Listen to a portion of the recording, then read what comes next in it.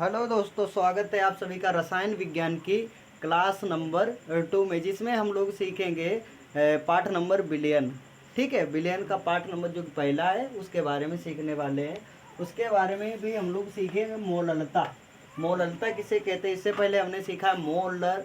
मोलरता किसे कहते हैं, इसके बाद में अब आया पाठ मोलरता का। मोलरता किसे कहते हैं, मोलरता के बारे में जानेंगे और उसके साथ ही साथ काफ़ी सारे न्यूमेरिकल करेंगे। जब तक मोलरता क्लियर नहीं हो जाती तब तक इसको छोड़ने वाले नहीं है। इसके पहले आपने कहीं से सीखा हो, इससे बेहतर नहीं सीखा होगा।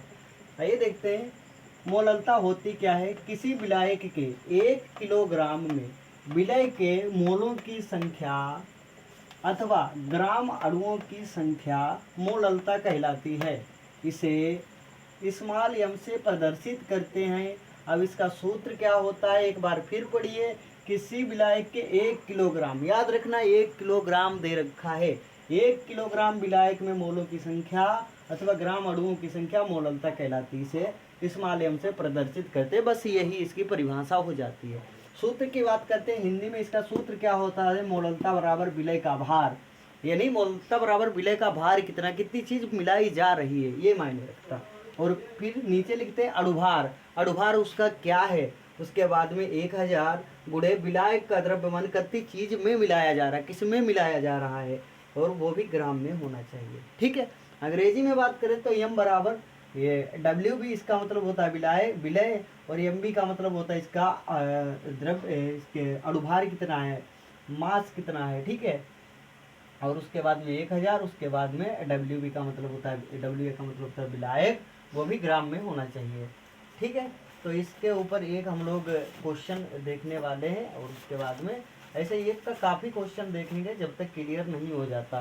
पहला प्रश्न क्या कहता है, 500 ग्राम जल में, क्या कहता है, पहला प्रश्न हमारा कहता है 500 ग्राम जल में, 500 ग्राम जल में क्या होता है, 4 ग्राम NaOH घुला, 4 ग्राम NaOH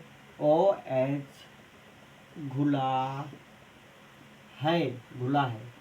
तो घुला है तो क्या करना है, तो विलयन की मोलरता ज्ञात कीजिए। तो विलयन की मोलरता, ठीक है, मोलरता क्या करना है, ज्ञात करना है, ज्ञात करो। तो इसकी मोलरता ज्ञात करो। इसका सूत्र क्या होता है भाई, इसका सूत्र होता है m equal to W B upon में एम बी मल्टीपल वाई 1000, 1000, और उसके बाद में डब्ल्यू ये विलायक होता है, वो भी ग्राम में होना चाहिए। ये इसका सूत्र होता है, और इसी सूत्र पे वैल्यू पुट करते हैं। 500 ग्राम जल में 4 ग्राम NaOH घुला है, तो कितना NaOH घुला है, 4 ग्राम घुला है। पानी की मात्रा 500 ग्राम है, तो हमें दे रखा है, उसको रख देते 4 ग्राम विलायक है, 4 ग्राम विलायक है। और ये इसका अणुभार हमें ज्ञात करना पड़ेगा, पता नहीं है, और गुणे में लिखना है 1000, और विलायक कितना है, पानी की मात्रा यहाँ पे 500 ग्राम है, और यहाँ पे हमें लिखना है NaOH, वो भी वैल्यू पुट करनी है, किसका अणुभार कितना है, NaOH का अणुभार, NaOH का अणुभार कितना है। तो आप सभी को पता होना चाहिए कि जो सोडियम होता है इसका अणुभार 23 होता है, ऑक्सीजन का 16 और हाइड्रोजन का 1। और इन सभी को जोड़ते हैं तो 16 1 17, और इनको जोड़ते हैं 7 3 10, हासिल आया 1, और 2 1 3 1 4। तो इसका अणुभार जो NaOH का अणुभार है, इसका अणुभार 40 सामने निकल के आ जाता है। तो इधर देखते हैं, डबल जीरो से डबल जीरो कट गया, फिर यहाँ से भी एक जीरो मिलता है, तो ये भी कट गया, 4 से 4 कटा, तो बचता क्या है हमारे पास, हमारे पास बचता है 1/5, 1/5 बचता है, और यही आंसर इसका सही है। ठीक है, या हम इसे 1/5 को भी हल करते हैं तो आपको पता है, यहाँ पे 5, यहाँ पे 0 पॉइंट बढ़ाएंगे तो यहाँ पे 10 हो जाएगा, 5 दूना 10, यानी पॉइंट में दशमलव में आंसर लेता है, तो 0.2 इसका आंसर और भिन्न में लेता है तो 1/5 इस सवाल का सही जवाब सामने निकल के आ जाता है। चलिए देखते हैं एक और सवाल इसी प्रकार से, और उससे किस प्रकार से हम लोग हल कर सकते हैं। 1 मिनट का इंतजार करिए और आराम से सवाल देख के ही जाइए, और अपने आप एक बार सवाल को अपने आप लगाने की कोशिश करिए। अगला सवाल कहता है 11.7 ग्राम सोडियम क्लोराइड। क्या कहता है? 11.7 ग्राम